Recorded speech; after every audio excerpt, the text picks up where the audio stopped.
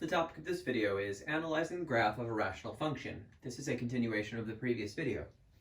Alright, so we're still dealing with r of x equals x squared over the denominator x squared plus x minus 6. We've completed steps 1 through 6 and gotten a lot of valuable information, and now it's time to put that information to good use. So let's start with the asymptotes. We've got two of them, two verticals and one horizontal. So vertical asymptotes, x equals -3. Let's go ahead and draw that on here.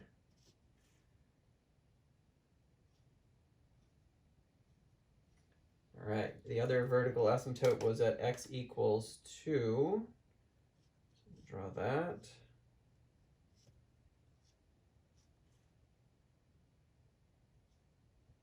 And we have a horizontal asymptote at y equals 1. So once again, we have sort of an H shape when we look at all of our asymptotes. All right, there we go. Asymptotes have been drawn.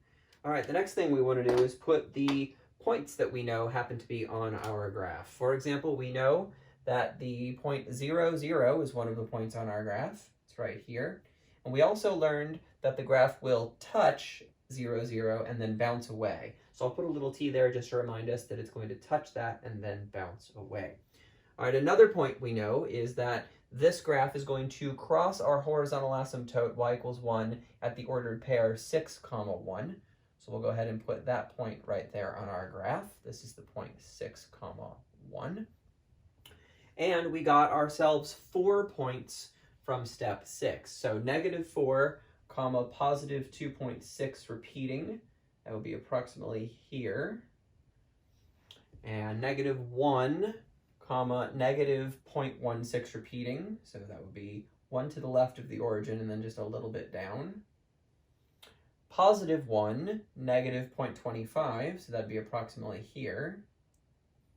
And +3, 1.5 would be approximately here.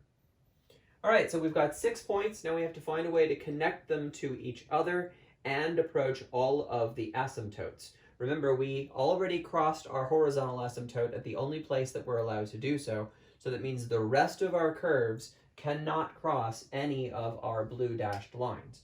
So we can see that if we wanted to connect these dots, we'd have to go through here and then down to approach the asymptote, through here and down to approach the asymptote. Notice that we touch and bounce away, so this work is consistent.